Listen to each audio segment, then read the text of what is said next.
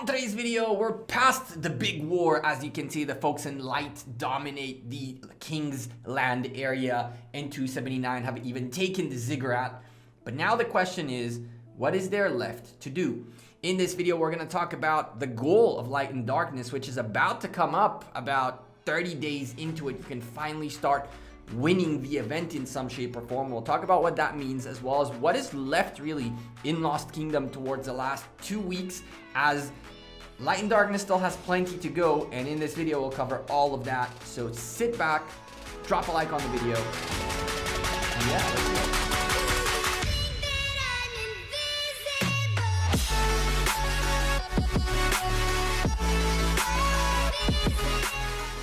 YouTube, welcome back to Gekko Gaming. About 12 hours ago, we got this message right here. In 12 hours, all level 8 passes throughout Lost Kingdom will be unsealed and open to attack by governors from any kingdom. Get ready to defend your kingdom's territory. So in the last couple of videos, which if you haven't seen them, they'll be both carded up on the top right. You'll see them in there at some point. We've talked about the big war that happened in Kingsland, where finally Kingdoms 283 and 279 went out at it. And of course, you gotta add in here their allies and comrades to the fight from all the kingdoms nearby. We're talking about the folks in purple, the folks in green, the folks in yellow, orange, baby blue, and blue, all together clashed into the madness that was that.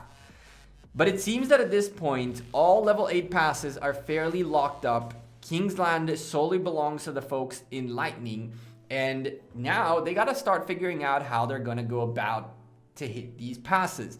You can see that most alliances and most kingdoms really did kind of like a pass blockade. As you can see, Kingdom 283 have it kind of set up in here. The folks in yellow in here definitely have this blockaded fairly well, and there's one pass missing here from 292. Not the biggest of deals, one fortress that was supposed to be there. But the bottom line is, in 40 minutes, this is about to open up and fights are going to begin once more. I'm not entirely sure who's going to be fighting what and where. You can see that the folks of 279 have this area locked up. And this is actually a small piece of advice that I forgot to give you guys in the last video, which one of you guys actually asked, which was, how come when 283 were leading so much, they didn't do what 279 did in here, which is lock up the pass and not allow a flag to be built by creating a gap and placing cities within that gap? So the answer to that is that this strategy is a strategy that works both ways. So really, if you want to make sure you will never get to a point where you're locked up, the first thing you need to do every single time a pass opens up and there's an availability to teleport, you need to get 1 or 2 of your cities in strategic locations like these ones to not allow the opposition to lock you like this. 279 pretty much did that. 279 had their cities lined up in case they get pushed back all the way to their passes, so that this couldn't happen and that these cities would be under their control in theory. Not in theory, but I mean, if Red were to do the same, these cities would be theirs, and they could at any point move a city and drop a flag to attack. And so by doing something like this, you leave yourself some spaces to build potential flags for potential attacks in the future. 279 preemptively set up in their passes a line to ensure that this doesn't happen. This is something all of you should be considering, especially if you're starting to get on your back foot during the wars in your Lost Kingdom. Make sure you drop some of your farms near your passes, just like this, except that in here, Elfam and 279 did it instead of 283, but you get the point. So once you open this pass opens up, the next big thing is really the number one goal of this game mode, which is you got to go back and start breaking up all these buildings that belong to darkness to accumulate points and win the event officially. I believe that that will be shown in the Light and Darkness event in Past Glory. So you have Light versus Darkness.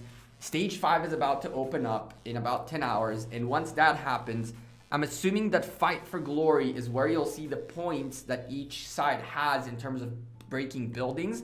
And you'll see a little bit of the rewards that you get out of that as well. So there is going to be a video coming up next week that's going to have every single one of the stages of Light and Light versus Darkness, so you know what you need to be doing, as well as we'll cover this to see if my theory is correct or not. And with an awesome name rolling up on the top right there, you gotta give a shout out to those with a very vivid way of writing things. We talked also in the previous video about dead zones in Lost Kingdom and in Kingsland, and where you can and cannot build flags. Now, I'm not saying all of this is dead zones, but you do want to keep your eye on these kinds of situations where you cannot build flags in certain areas because of something like this. It can get fairly frustrating in terms of your flag building plan. So what is left? That's the big point of this video. What is left? Because there are over 12 days worth of time in this Lost Kingdom. There's a current active chronicle and 3 more after that. So we're talking about 2 days and some in here. It looks like about 3 days left in here. Maybe this had a little bit more. Destroy 3 circles in enemy camp. We're starting to get into that phase of destroying buildings, and from there you destroy Crusader camps, destroy fortress. These are the new chronicles that came in with Light and Darkness. They're starting to come up, and from there the real question is, well, what's next, right? Because there are 12 days. You're gonna push flags, you're gonna get to wherever you want to get, destroy the buildings. There's no opposition left. What can you do in 12 days? Well, this is the time when you start cranking up that honor roll, and the folks of 311 here and 289.83 really cranked it up real hard. 309 also doing massive work in here. It's funny to see, other than Vendetta that I see here, I don't see that many folks from 279 or from 292 or from any of those the allied kingdoms per se. It's interesting that there are still 311 people in here, and shout out to Mulan. This is a lot of work. But what's left for you to do in 12 days is accumulate honor points. Remember, you're still going ham to try to get the dream skin right there, and of course the nice commander sculptures that come along the way of ending up at the top. I think 300, even 1,000 get a sculpture. So this is definitely worth it. Remind you that while you're hunting barbarians to get your honor, you also get massive amounts of rewards like speed ups and gems out the wazoo. I think in the last Lost Kingdom, I picked up over 40,000 gems from hunting barbarians, so it was really nice. Other than that, that's what you got left. In terms of the Crusade, everything should be good to go. You should either have all your individual honor points or working on them, and from there, whatever your alliance does and your kingdom does, that's how you'll get rewarded. This is also the time, in case your alliance is fighting to be at the top, like these two are really going at it, OTQ and 311K, to maintain this lead. After all, there is a name plaque and 20 legendary commander sculptures that come along with being number 1, as well as a kingdom. And here things will be a bit tougher for 283 to start coming back from, as 279 will take more and more ground and advantage. This number should grow in the next 12 days. But this is the time for you to close out your Lost Kingdom, to go gather, to figure out what's the move for the next set of events. Are you migrating? Are you staying? Are you looking for a new home? What's the plan? My personal recommendation for the 12 days remaining in Light and Darkness, and in general in every KVK, if you are not competing for the skin, you have all the individual points, and you don't really care to go burn flags, you're looking to do something that will improve your account so you can do better and more for your alliance, this is also a good time to consider porting back to home kingdom to start hunting barbarian keeps and camps. Remind you that if you are in your regular home kingdom, everything that happens in Lost Kingdom still applies to you. So your individual honor points don't go away. You'll still get the rewards as things are happening, so forth and so on. So if you're someone who's a rally leader who in Osiris League or an Ark of Osiris, or someone who's looking to improve your equipment, this is the time to go enjoy those camps while nobody's still there.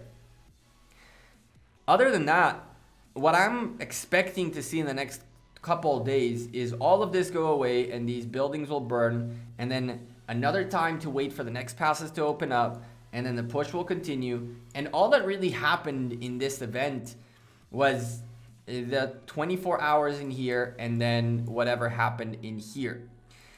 I'm not entirely sure whether or not this has to do with a map layout with in-game mechanics, with people's mentality. I really don't know what it has to do with.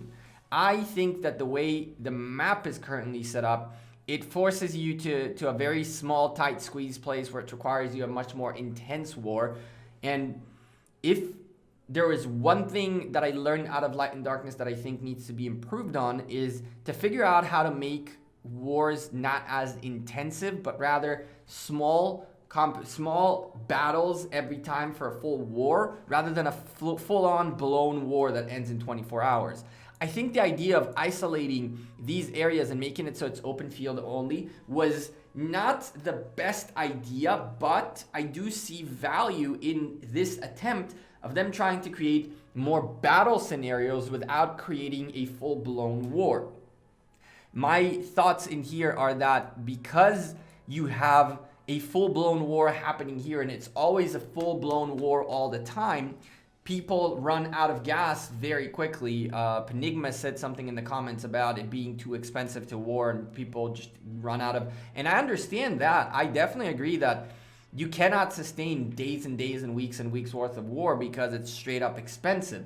But the layout of the map causes it so that wars happen at a full-on all-in right now, rather than play your hand, fold a hand, win a hand, and then when you have to go all in, then you go all in. There is no way for people to slowly battle it out, for a war to be more focused. And I feel like this was the attempt in here. The attempt in here was to create battle scenarios throughout Lost Kingdom that would not allow either side to go all in, but would allow either side to fight as much as they feel like they should.